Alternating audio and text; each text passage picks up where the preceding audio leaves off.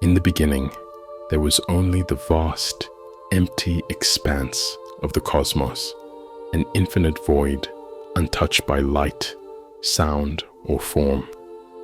The universe lay dormant, waiting for the spark that would ignite its creation.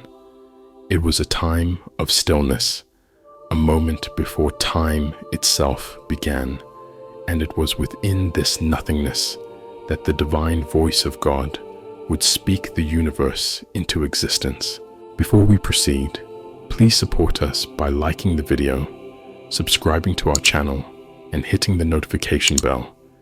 Your kind gesture will give us the motivation and encouragement we need to continue creating content.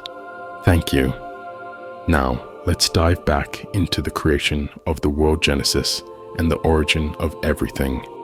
This is the epic tale of the creation of the world, as recounted in the book of Genesis, the story of how everything came to be. In the very first verse of the Bible, we encounter the profound and mysterious declaration, "In the beginning, God created the heavens and the earth." Genesis chapter 1, verse 1. These words mark the dawn of time, the birth of reality from the limitless void. At this point, there was no light, no sky, no land, only a dark, formless abyss. The earth was formless and empty. Darkness was over the surface of the deep. Genesis chapter 1, verse 2. And it was upon this blank canvas that God would work his masterpiece. Then, in a moment that transcends human understanding, God spoke the first command, "Let there be light." Genesis chapter 1, verse 3. Instantly, light erupted from the darkness, piercing through the void with radiant brilliance. This was no ordinary light. It was the divine illumination that would separate day from night, marking the first day of creation. The light was not just physical illumination, but a symbol of order and clarity, breaking into chaos. With the light established, God turned his attention to the sky. He divided the waters to create an expanse, calling it sky. Genesis chapter 1, verse 8. This separation of the waters above from the waters below set the stage for the formation of the earth. The sky stretched out, a majestic dome above, while the waters below were gathered into one place, revealing dry land. On the third day, God's creative power shaped the land. He commanded the earth to bring forth vegetation, seed-bearing plants and trees on the land that bear fruit with seed in it. Genesis chapter 1, verse 11. The once barren land now blossomed with a rich tapestry of greens, forests, fields, and orchards. It was a symphony of life and color, a testament to the Creator's ingenuity and love for beauty. As the days progressed, God's creation continued to unfold. On the fourth day, he set the lights in the sky to govern the day and the night.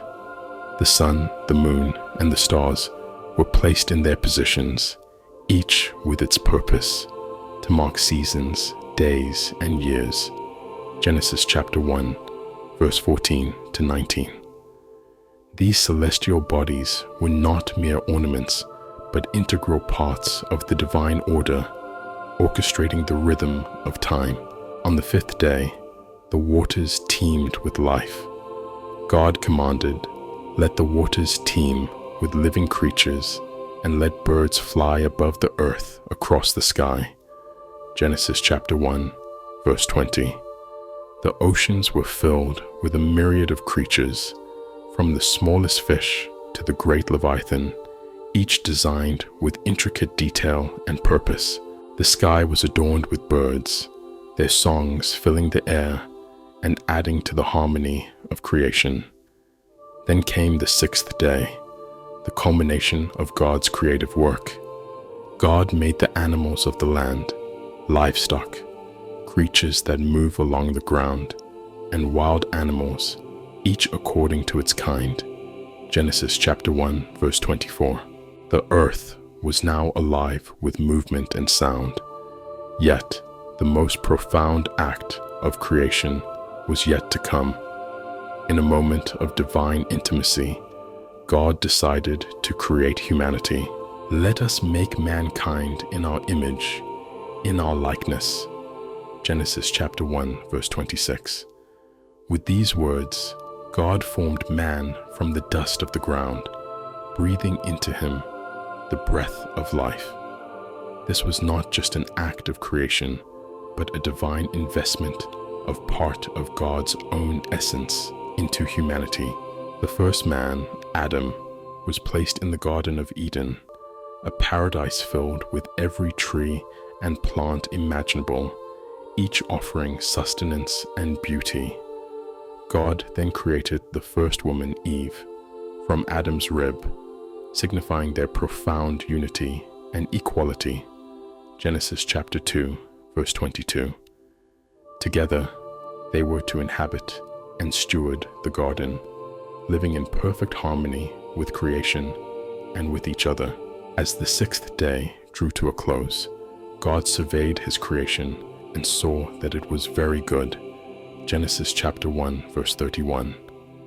Each element, from the vastness of the cosmos to the delicate petals of a flower, was woven together in a magnificent tapestry. Everything was in its place, functioning according to the divine plan. On the seventh day, God rested from his work.